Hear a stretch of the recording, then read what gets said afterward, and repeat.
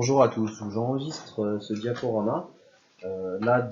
J'ai eu l'occasion juste aujourd'hui là, de faire une journée sur Zoom et Discord. C'était le premier TP que j'animais comme ça à distance. Il y a quand même un certain nombre d'élèves et puis même moi-même à des moments qu'on ait problème de connexion. Donc pour essayer de pas trop pénaliser ces personnes-là et puis que vous puissiez prendre les notes comme vous voulez, parce que je sais que je parle assez vite. Vous pourrez revenir en arrière, je vous enregistre le cours, je vais vous mettre les liens au lieu de vous le faire en direct et comme ça, vous pourrez reprendre ça comme il faut. Donc je vous enregistre ça nickel. Donc le planning de ce cours de thermique des locaux d'aujourd'hui. Donc je vais vous présenter le contexte actuel du bâtiment et pourquoi ce cours. Ensuite, vous avez un premier PowerPoint sur l'organisation d'une opération de construction, donc ça c'est une partie très brève, et surtout les étapes d'une opération de construction. Alors en fait là c'est un exemple de construction d'une maison individuelle. Ça a pour but de bien que vous vous rendiez compte de comment c'est fait et de vous donner des bases de vocabulaire pour qu'on parle des mêmes choses, parce que c'est vraiment important, surtout là dans tous les TP que vous faites. Ensuite, un deuxième PowerPoint sur le bioclimatisme. Donc là, comment on conçoit des bâtiments performants en s'appuyant sur le climat. Et un dernier, alors avec une partie vraiment essentielle qui est la RT 2012, donc la réglementation thermique qui est aujourd'hui en vigueur et que vous allez travailler dessus, faire des calculs qui sont liés, et une partie vers la RE 2020, donc la future réglementation qui va arriver par la suite. Donc, alors je vous ai rajouté juste une petite photo parce que moi j'aime bien savoir à qui je parle. On a votre trombinoscope, donc je me suis dit que j'allais quand même vous faire pareil. Donc je m'appelle François Mignoret, donc je ne suis pas enseignant à l'université. Moi je travaille pour un bureau d'études, dont il y avait le nom juste avant qui s'appelle Inoptim. Donc on a un bureau d'études en thermique des bâtiments, mais je suis issu de la même formation que vous. C'est-à-dire que j'ai un DUT génie thermique énergie que j'ai fait à Grenoble il y a maintenant 12 ans. Et suite à ça, j'ai fait une licence pro en alternance dans une boîte d'exécution. Donc, je gérais les chantiers en solaire thermique. Donc, la licence pro CGOTB dont s'occupe M. Ferria. Et puis, j'ai eu la chance de faire diverses formations professionnelles pour me spécialiser dans différentes thématiques. Et donc, ça fait à peu près 10 ans que je travaille. Et j'ai travaillé pour 3 bureaux d'études différents. Voilà. Donc, texte. Ce graphique fait par l'INSEE vous présente l'évolution du coût de la construction par rapport au coût de la vie ces dernières années. Alors on se rend vraiment compte qu'il y a eu des paliers. Euh, Là, à partir des années là, on voit dans les années 70 ça augmente, et ça réaugmente là dans les années 2000. Ces augmentations sont liées notamment aux réglementations thermiques qui se sont appliquées. C'est sûr qu'entre un bâtiment construit après-guerre, où il fallait simplement loger les gens au plus vite, donc une barre HLM en béton préfabriqué, aucune isolation thermique, aucune isolation acoustique, un confort assez, on va dire, sommaire, et un bâtiment d'aujourd'hui où on a une isolation très performante, on ne consomme plus rien, et on a un confort bien meilleur, et de la domotique et tout un tas de choses, ça n'a pas le même coût. Voilà. Et cette évolution de coût, elle traduit une évolution de complexité. Sur les 40 dernières années, voilà, en 80, on a eu la première régulation de bâtiments. Après, on les a automatisés. Et là, depuis 10 ans, on arrive vraiment à de la performance de bâtiments. Donc, on parle de GTC, gestion technique centralisée, des gestions à distance. Aujourd'hui, il y a des applis avec votre portable qui vont qui va détecter que vous arrivez chez vous avec la géolocalisation et qui va augmenter le chauffage pour que quand vous arriviez, il fasse meilleur. Et du coup, quand vous n'étiez pas là, on avait abaissé. On arrive vraiment à optimiser les consommations. Et la prochaine étape, c'est le bâtiment intelligent, où on a notamment ce qu'on appelle ici là, les bâtiments BPOPs, donc bâtiments à énergie positive, c'est-à-dire qu'on produit sur place de l'énergie. Alors en général, c'est via des panneaux solaires photovoltaïques, et on va revendre de l'électricité sur le réseau. Si on fait un bilan annuel, et ben, sur l'année, on a produit plus d'énergie que ce qu'on a consommé. Donc ça, c'est vraiment l'optimal. Et du coup, pour arriver à concevoir ces bâtiments, eh ben, on a des métiers qui s'adaptent. C'est-à-dire que là, entre une planche à dessin d'il y a 30 ans où on travaillait sur des plans à la main, où un dessinateur c'était quelqu'un qui savait très bien se servir d'un crayon et qui travaillait sur ce que je vous ai mis en photo. Et aujourd'hui, vous qui utilisez des logiciels comme Revit, vous travaillez sur des modélisations 3D numériques, c'est plus du tout le même métier, c'est plus du tout les mêmes attentes. Et on se rend compte qu'avec ces outils-là notamment, on arrive à faire des choses beaucoup plus compliquées et beaucoup plus pointues.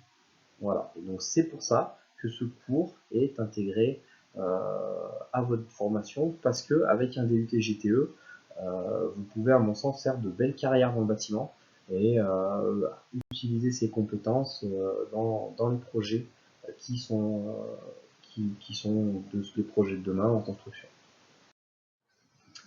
Donc, l'organisation d'une opération de construction.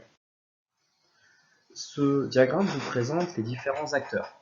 Alors, vous avez la personne essentielle qui est ici, qui est le maître d'ouvrage. Le maître d'ouvrage à ne pas confondre avec le maître d'œuvre. Donc là, vous avez maître d'œuvre, la maîtrise d'œuvre, elle sera détaillée dans le slide d'après.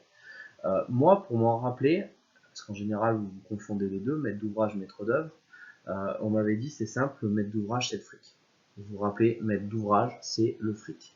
Le fric c'est celui qui paye le bâtiment. Donc par exemple, à l'université, là, le bâtiment dans lequel on fait les cours, il appartient à l'État. Le maître d'ouvrage c'est l'État. C'est l'État qui paye les bâtiments et qui le fournit à l'université. Ensuite, vous allez retrouver donc le maître d'œuvre, la maîtrise d'œuvre des bureaux d'études, donc ça sera détaillé. On va dire, pour résumer, le maître d'œuvre, c'est le chef d'orchestre, c'est lui qui organise le chantier. Alors, pareil, je vous préciserai après plus de détails là-dessus, mais en résumé, maître d'œuvre, chef d'orchestre, il organise le chantier. On retrouve les contrôleurs techniques. Les contrôleurs techniques, c'est des gens qui sont là pour vérifier que le bâtiment qui est construit les fait dans les règles de l'art et avec les normes qui doivent être appliquées. À savoir que quand vous achetez, vous commandez, alors le cas le plus simple, une maison individuelle, vous payez quelque chose que vous n'avez pas.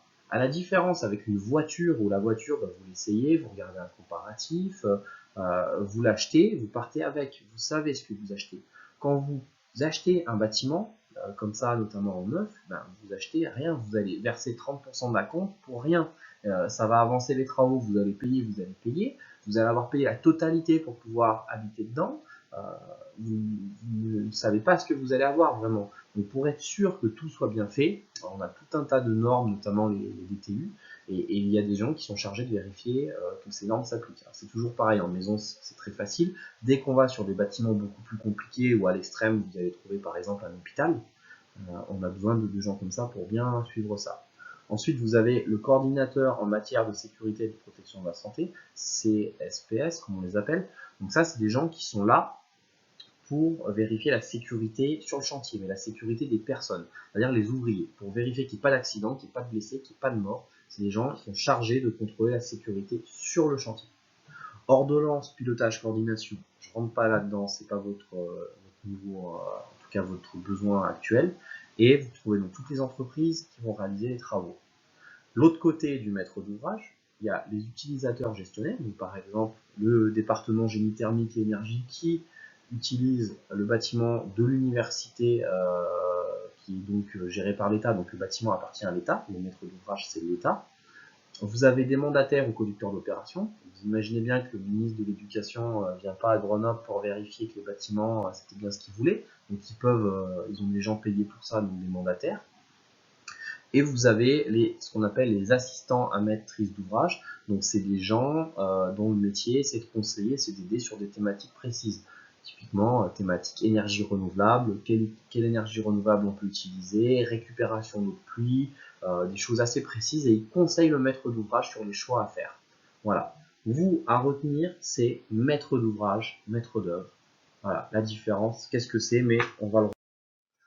Donc, le maître d'œuvre, il ne travaille pas tout seul. On a une équipe de maîtrise d'œuvre.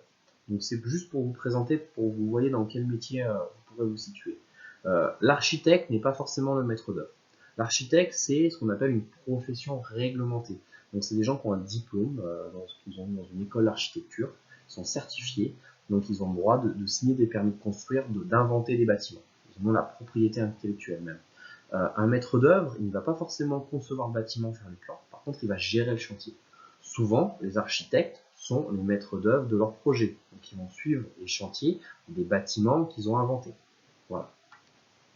L'économiste, c'est quelqu'un, c'est un métier un petit peu en général qui vous fait rire, c'est des gens qui sont là pour prédire le coût du bâtiment. Pareil, dans cette idée où vous achetez pas un produit fini qui est déjà là, entre le moment où on fait des plans et le moment où on a les entreprises qui sont choisies pour faire les travaux, on a investi quand même en général vite des grosses sommes d'argent, de l'argent en tout cas de manière importante, et il faut être sûr que finalement le bâtiment on peut se le payer. Si vous commencez à investir de l'argent dans un bâtiment puis qu'à la fin vous ne pouvez pas le finir, il ne vous servira à rien. Donc c'est pas intéressant. Par contre, si à la fin vous aviez 200 000 euros puis qu'il vous en reste 40 000, vous dites c'est un peu dommage parce qu'on a fait un tout petit salon, on aurait bien aimé le plus grand. Voilà, donc sur des bâtiments simples, on sait où on va. Dès qu'on est sur des choses un petit peu plus complètes, on a ces gens-là qui sont là pour nous aider à estimer à l'avance. Alors ils font pas que ça. Hein. Dans ce cours-là, je vous fais quand même beaucoup de résumés, hein, parce que pour l'instant en DUT, on rentre pas trop dans ces détails-là. Mais en tout cas, ils ont cette casquette-là d'estimer le coût des bâtiments. Après, vous retrouvez les bureaux structures, donc des gens qui vont faire des plans et des calculs pour la solidité du bâtiment, vérifier qu'il tient bien debout. Les bureaux fluides, thermiques, acoustiques et géotechniques.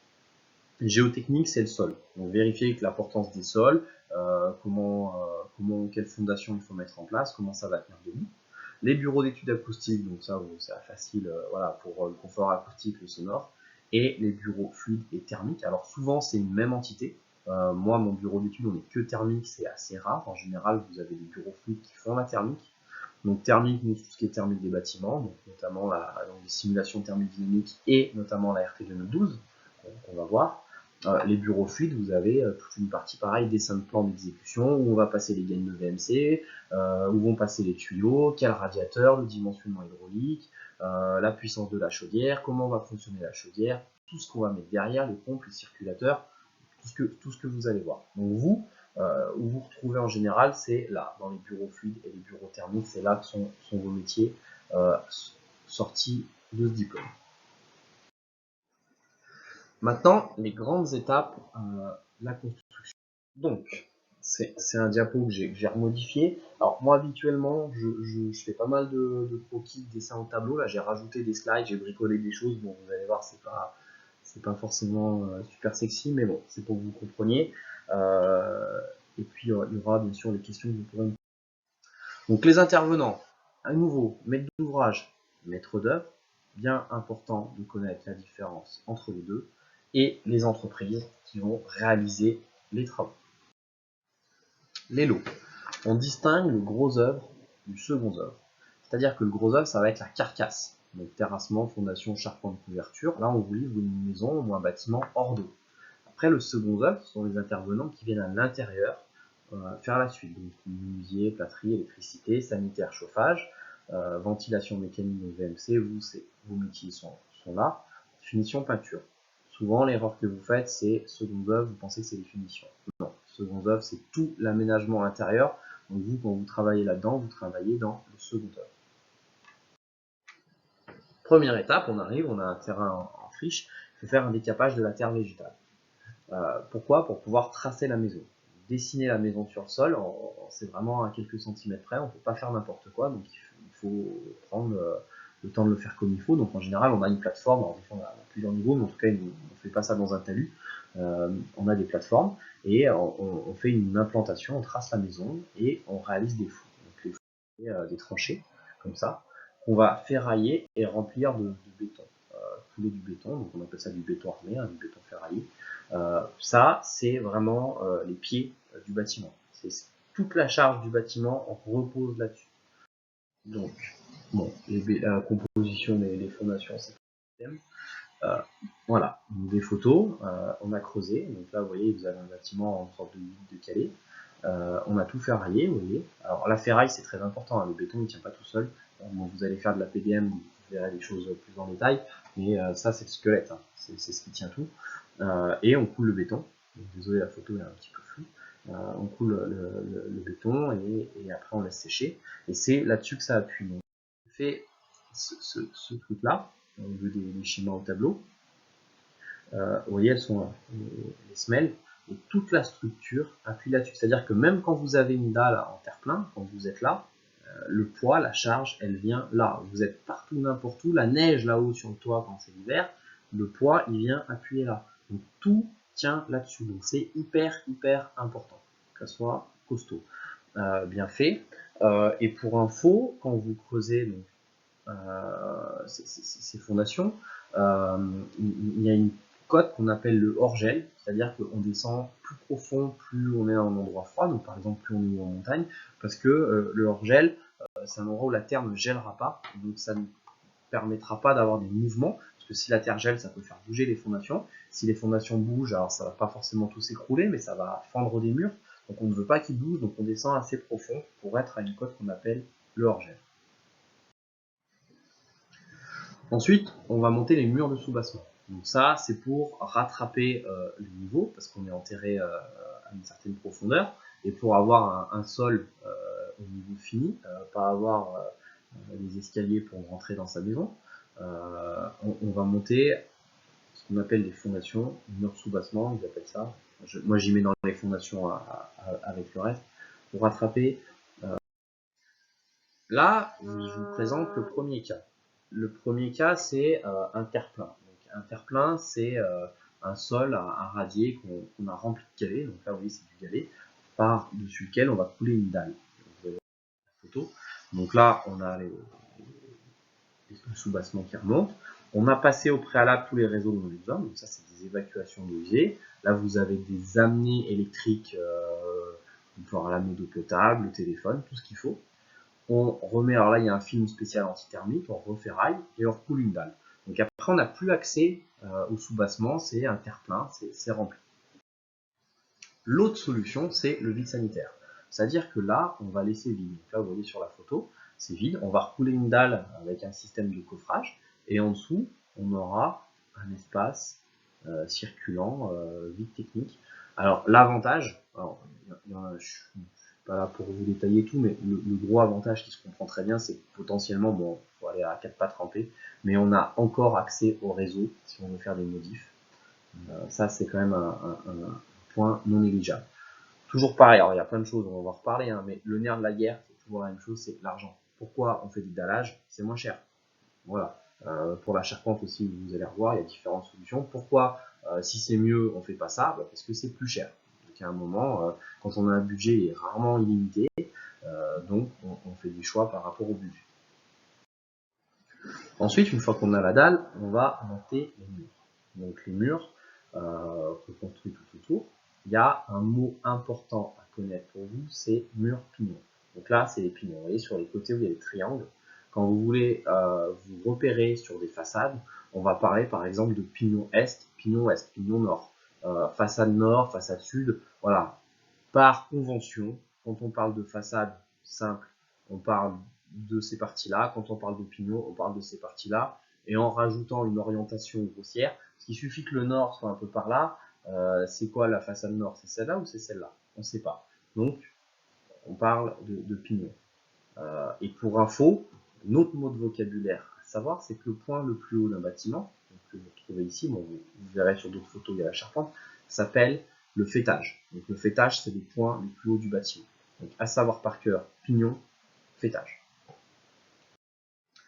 Ces murs, il y a différentes façons de les faire. Alors, le plus connu, le plus courant, c'est moi ce que j'appelle les parpaings, donc blocs de béton manufacturés, ou des agglos, c'est un mot qu'on retrouve aussi. Donc là, c'est creux, on met du ciment en lien et on monte ça pour faire la structure. Il y a des points de ferraillage à différents endroits. On retrouve aussi les briques monomures, donc des briques de terre cuite, donc qui auront l'avantage d'être plus isolantes que le parpaing. On reconnaît aussi les bétons cellulaires, donc ça aussi qui ont les structures ferraillées. Alors là, c'est carrément, il n'y a pas besoin de, normalement, c'est conçu pour ne pas avoir besoin de faire un complément d'isolation. Vous travaillez directement là-dessus. Et vous trouvez aussi la famille des ossatures bois. Donc là, vous avez une photo avec un squelette, donc une structure bois là, avec des montants. Entre ces montants, on va remplir d'isolant, vous verrez après une autre slide. Et vous avez ça des panneaux qu'on appelle le panneau de contre-vent. On construit aussi des murs en béton plein, donc en béton armé, donc on met des banches et on coule du béton, donc des banches c'est un moule si vous voulez, et on va couler du béton plein dedans. Si vous voulez faire un immeuble très haut, vous ne pourrez pas monter en ossature bois. À chaque fois, il y aura de la structure, mais il y aura des contraintes techniques et des limites. Voilà. Après, on a des choix aussi environnementaux, des choix de performance, ITI, ITE, l'ossature bois, on est isolé de manière répartie. Voilà. Je vais détailler un peu plus de choses. Donc, le plus courant, c'est l'ITI. Je vous laisserai lire en mettant pause si vous voulez le détail. Mais le principe, l'ITI, on a un mur porteur, donc souvent c'est des agglos, on a un isolant intérieur, typiquement une laine de verre, et on a un parement intérieur. Donc c'est là où vous allez le retrouver dans les TP sous l'abréviation BA13, parce qu'en fait c'est une plaque de plâtre qui fait 13 mm d'épaisseur. Donc ça c'est ce que vous retrouvez dans la plupart des logements récents. C'est ces plaques de plâtre qui sont tenues sur une structure métallique qu'on verra après. Et là, on isole entre les deux. Et c'est très pratique parce que ça permet, dans l'isolant, là, de passer tous les réseaux. Là, votre prise électrique, il y a un fil qui passe derrière. Votre évier, pareil, il y a un tuyau qui passe. Et donc, en fait, on profite de l'épaisseur de l'isolant pour passer tous les réseaux. Inconvénient, les ponts thermiques. Partout où il y a une dalle, il y a un plancher intermédiaire. Ensuite, on a les isolations par l'extérieur. Donc là, il faudrait soit passer dans le béton, donc dès la maçonnerie, tous les réseaux. C'est des choses qu'on fait sur des gros projets, pas en maison individuelle en général. On a un parement intérieur. Des fois, du coup, on laisse un petit espace, on a un petit isolant pour passer tous les réseaux électriques. L'isolant est côté extérieur, et puis par-dessus, vous retrouvez, alors là, ils ont mis un bardage, mais souvent, on a un crépi. Voilà. Et là, l'isolant est côté extérieur. Alors l'avantage, c'est que du coup, on a un bâtiment qui a plus d'inertie, parce que la masse est à l'intérieur de l'isolant, et on n'a pas de pont thermique en général, ou très peu, parce qu'ils sont traités. Les isolations dites réparties, donc la brique monomure, alors selon le climat, on a rarement des briques monomures suffisantes pour isoler, le béton cellulaire, un matériau qui arrive, qui se développe énormément, c'est le bloc de chanvre, avec des structures poteau-poutre. Alors vous aurez l'occasion, quand vous reviendrez à l'UT l'année prochaine, vous verrez, j'en ai posé plusieurs en salle de TP, vous pourrez regarder comment ça fonctionne. Vous aurez un TP où vous verrez plus en détail ce système constructif, il vous sera montré. Mais l'idée, c'est que le matériau qui est porteur structurellement sert aussi d'isolant. Ou s'il ne suffit pas complètement à avoir la performance d'isolation qu'on veut, il en fait une grosse partie.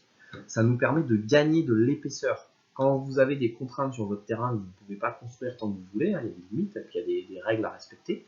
On gagne vite quelques mètres carrés sur une construction par niveau en ayant des murs plus fins. Si vous avez un périmètre de 40 mètres carrés et que vous gagnez 20 cm, 40 x 0,2, voilà, vous gagnez 2 mètres carrés. Donc c'est quand même assez intéressant dans certains cas. Voilà. Et le dernier, donc l'ossature bois. Alors l'ossature bois, vous avez la structure que vous trouvez ici qu'on appelle l'ossature, dans lequel on remplit de l'isolant. Après, côté intérieur, alors il y a toujours une membrane d'étanchéité à l'air en général. Vous retrouvez donc soit une membrane, bon, il y a plusieurs, je ne vais pas rentrer trop dans tous les détails des façons de faire des ossatures bois, il y a plusieurs façons quand même. Mais en tout cas, vous finirez avec un parement, donc qui peut être du lambris pour avoir un aspect bois ou toujours une plaque de BA13. Et l'autre côté de cette structure bois, vous avez ce que vous voyez qui a commencé à être mis en place sur la photo d'avant, un contreventement. Donc contreventement, ça va être des plaques par exemple d'OSB, de bois recomposé, et ces plaques de bois, elles servent à rigidifier le tout. Si vous avez tout un système de poteaux comme ça, avec du vent, ça pourrait un petit peu bouger. Là, ça rigidifie d'avoir ce voile de contreventement, et puis devant ce voile de contreventement, toujours pareil, soit vous mettez en place un bardage, soit du crépi. Alors, si j'utilise des mots, par exemple du bardage, vous ne savez pas ce que c'est, là, votre meilleur copain en ce moment, c'est Google. Vous mettez pause, vous tapez dans Google bardage et vous voyez ce que c'est. N'hésitez pas, je suis là pour vous apprendre des choses, mais aujourd'hui, à l'heure du numérique, n'hésitez pas à les taper dans Internet pour voir des choses. Ensuite, sur ces murs, on va poser la charpente. Donc là, ce que vous voyez, c'est une charpente dite fermette. Les charpentes, il y a deux grandes familles, fermette et traditionnelle. Donc, la fermette ici, vous voyez, c'est des sections de bois beaucoup plus fines qu'on va espacer de manière très faible. avec une structure de contreventement, avec des renvois. Alors là, on voit pas très bien, mais souvent, c'est voilà, vous avez une triangulation comme ça. On pose ça, et par-dessus, on va mettre le toit. Et une charpente traditionnelle, donc là, on a des sections de bois beaucoup plus importantes. Là, on a ce qu'on appelle une ferme, donc ça reprend de la charge. On a ces parties-là, on appelle des pannes, qui sont à l'horizontale. Et ces pièces de bois qui partent comme ça dans le sens du toit, ça s'appelle des chevrons. Donc, mot à retenir pour vous, c'est fermette et charpente traditionnelle. Je ne vous demande pas de connaître par cœur le vocabulaire d'une charpente, c'est pas votre métier. Mais voilà, pour info, c'est pas, quand j'entends des poutres, pour vous, c'est toujours tout des poutres. Non, une poutre, c'est une poutre. Là, en charpente, c'est une autre chose.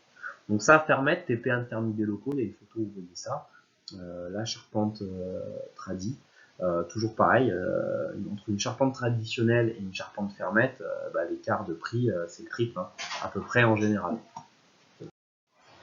Par contre, dans une charpente traditionnelle, si vous voulez avoir par exemple des combles aménagés, ça ne sera pas possible avec la fermette. Hein. Quand vous avez, ceux qui ont déjà eu sont allés dans des combles, là, vous passez à 4 pattes, c'est pas très pratique. Là, bon, la pente de toit est faible, donc il n'y aurait pas bien de hauteur. Mais avec une pente de toit plus importante, vous auriez plus de hauteur, vous pourriez aménager un étage de plus. Voilà, donc fermette, charpente traditionnelle. Ensuite, on va mettre la couverture. Donc là, la couverture, donc tuiles, bac acier, bon, je vais vous en montrer. Les mots intéressants pour vous, donc fêtage qui est à ce niveau-là. On parle de rive au bord. L'égout, alors moi c'est un mot que je pense que géographiquement ici on n'utilise pas trop. Ici souvent donc, il y a la sablière, c'est la panne qui est en bas. Voilà, ça c'est le pied du toit. Vous, le mot que je vous demande à retenir, bien à comprendre, c'est le fêtage, c'est le point le plus haut du toit.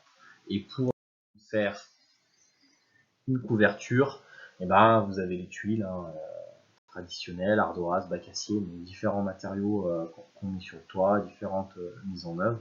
Ça a peu d'importance pour vous pour la terre. Ensuite, on pose les menuiseries. Vous voyez, on met les fenêtres. Donc, du moment où on a mis le toit, on est hors d'eau. Du moment où on met les fenêtres, on appelle ça hors d'air. Donc là, on a un bâtiment hors d'eau, hors d'air. Vous notez qu'on n'a encore pas mis 1 mètre carré d'isolant. Hein. Ensuite, on attaque en général, alors on sépare les parties chauffées et non chauffées, puis on fait d'abord les plafonds. Donc c'est-à-dire que les cloisons que vous retrouvez à l'intérieur, elles se sont fixées sur ces plafonds-là. D'accord? Donc là, sur la charpente fermette, on fixe un système de rails métalliques, vous en verrez sur des photos après, et on met un isolant par exemple à 25 cm. Et ensuite, on fait le doublage périphérique. Alors, il y en a de temps en temps qui font le doublage périphérique avant, après le plafond, mais en gros, on fait la coquille, donc la coquille isolante, autour du volume chauffé. Les isolants.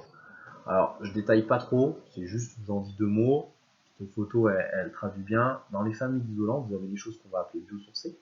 Donc, typiquement là, la ouate de cellulose, la laine de bois. Des choses plus classiques, donc là, la laine de verre, et puis les polyuréthane, polystyrène plus dense. Ces matériaux, ils ont des propriétés bien différentes. Je détaille pas ça plus là, ça va faire beaucoup de choses. Dans ce temps-ci, dans les TP, vous verrez des isolants, on aura l'occasion de parler. Donc là, vous voyez, on est en train de faire les doublages. Donc, il y a les rails métalliques. Le parement qui est en train d'être posé là, c'est des plaques, un système de plaques prêtes qu'on colle. Le système de raillage métallique qui est fixé sur la charpente fermette. Pareil, tous les rails métalliques, les plaques de placo qui sont vissées là.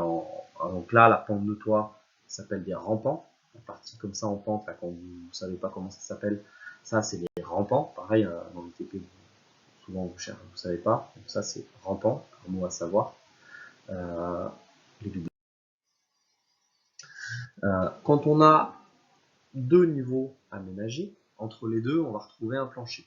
Donc pareil, il faut que vous ayez le bon mot, ça c'est pas des poutres, ça quand le plancher entre 2 niveaux est fait en bois, ça s'appelle un solivage, et les pièces de bois que vous voyez là, c'est des solives. Donc ça c'est des solives, c'est pas des poutres. Quand vous avez une dalle par exemple qui est en jonction là, la dalle elle ne tient pas sur l'isolant, hein, elle est fixée béton contre béton. Là les solives, vous voyez pareil, hein, elles sont encastrées. Tout ça, ça fait des ponts thermiques. Alors je ne vais pas vous détailler trop les ponts thermiques, vous allez travailler dessus, hein, mais quand vous me dites dans un angle, il y a un pont thermique, regardez, est-ce que l'isolant est cassé? Non, il n'y a pas de rupture d'isolement. Donc un pont thermique, c'est une rupture de la continuité d'isolation. Donc il n'y a pas forcément des ponts thermiques de partout. Il faut réfléchir, est-ce que l'isolant est scindé, est traversé par quelque chose, oui ou non. Si l'isolant n'est pas traversé, il n'y a pas de pont thermique. Voilà. Après, nous, notre système de comptage en France, on travaille toujours en côte intérieure, c'est-à-dire que si je vous dis la longueur de ce mur, je ne prends pas côté là, extérieur, hein. Je prends toujours les côtes intérieures, nous, en calcul thermique. Alors du coup, le phénomène physique qui se passe dans l'angle, il faut le compter avec un pont thermique. Mais voilà, vous, dans les raisonnements, typiquement là, les TP de thermique des locaux que vous avez, méfiez-vous bien à nous compter des ponts thermiques de partout. En général, vous en mettez plus que ce qu'il y en a. Donc, une fois ces doublages faits, on essaie de traiter nos ponts thermiques comme on peut, on fait les cloisons. Donc là, vous voyez, on balance le cloisonnement intérieur. On va poser, en général, on pose une porte et on construit la cloison autour. Hein. C'est pas on construit le placo, on casse. Hein. C'est on met la porte là où elle va aller, on fait la structure métallique qui va autour, on plaque, on met des plaques de plâtre. Entre les plaques de plâtre, il y a un petit isolant, une petite laine de verre pour l'acoustique. Et voilà. Des photos. Vous voyez, alors les différentes, là vous voyez, c'est des rails, alors on arrive à faire des choses courbes. Là, c'est des briques, enfin, ça se fait quasiment plus. Hein. Mais avant, on faisait beaucoup les cloisons comme ça, en briques ou en carreaux de plâtre. Bon, cloisons alvéolaires, structure bois, ça arrive. Alors quand on est sur des choses avec des matériaux biosourcés, souvent on a envie d'avoir des rails métalliques, on a des structures bois qui font le porteur. Donc, pour les cloisons. Et ensuite, on va couler ce qu'on appelle la chape. On va mettre directement la photo. Donc là, vous voyez, il y a un isolant. Alors cet isolant-là, c'est un modèle qui permet d'accrocher directement les tubes du plancher chauffant. Sinon, on les agrafe. On a un système d'agrafe plastique. Là, vous avez plein de petits tétons qui dépassent et on se coince dedans. Et on va couler la chape. Donc on coule la chape. Vous voyez, il y a l'isolant extérieur déjà là. Hein, ça, c'est déjà fait. Et on coule une chape liquide. Alors souvent aujourd'hui on est sur des chapes liquides anhydrites, donc qui ont une grosse quantité d'eau, qui vont sécher. Et alors il n'y a pas forcément de plancher chauffant, hein, qui sert de support au carrelage ou au parquet, avoir quelque chose de lisse. En dessous ça noie d'isolant, puis ça permet au passage, s'il y a un plancher chauffant, de le passer dans la chape liquide. Alors tout ce qui est électricité, réseau, je ne vais pas trop vous détailler, courant fort, courant faible, tout ça. Mais en gros l'idée c'est que vous les plombs, je vais vous mettre directement voilà, la partie sanitaire, mais tous les métiers qui vous concernent, vous intervenez dès le début du chantier, parce que dans les fondations, il fallait déjà passer des réseaux jusqu'à la fin. C'est-à-dire qu'à la fin, quand il faut mettre la VMC en service, que tout est fini, vous intervenez aussi. Donc sur toute la durée d'un chantier, il y a un moment le maçon il s'en va, il y a un moment le charpentier il s'en va, il arrive, vous êtes là en général du début à la fin. Et vous venez ponctuellement et vous travaillez sur plein de chantiers, c'est pour ça qu'il y a des chargés d'affaires qui gèrent les projets en CVC. Vous travaillez sur plein de chantiers différents. Parce que faut passer les gaines, il faut passer les tuyaux dans les doublages. Vous travaillez avec le plaquiste, vous travaillez avec le maçon, vous travaillez avec tout le monde. Et juste, alors quel vocabulaire, là vous trouvez du polyéthylène PE, ça c'est utilisé pour amener de l'eau potable. Vous avez les PER, polyéthylène réticulé, donc là vous voyez c'est une nourrice de plancher chauffant. Peut-être pas les réglages, c'est une nourrice. Vous retrouvez du cuivre et du PVC. Alors le cuivre, surtout à l'heure actuelle, c'est très cher, donc on en voit de moins en moins, mais c'est voilà, les principaux matériaux qu'on utilise pour faire passer nos réseaux sanitaires. Chauffage, aucun intérêt, vous verrez ça en long et en large dans d'autres cours. Et ensuite, on met aménagement intérieur, finition, le parquet, les peintures, tout le reste, pour avoir une maison bien finie et habitable. Voilà. Ce premier diapo, alors vos retours, votre avis m'intéresse, vu qu'on n'est pas en face, voilà. Pour chaque diapo, ce que je vous propose, c'est vous m'enverrez vos questions soit par mail, soit sur le chat, soit en discutant sur Zoom, il y aura bien de toute façon un moyen. Mais voilà, pour vous expliquer les différentes étapes de la construction d'une maison, donc déjà un bâtiment simple, et vous donner un minimum de vocabulaire.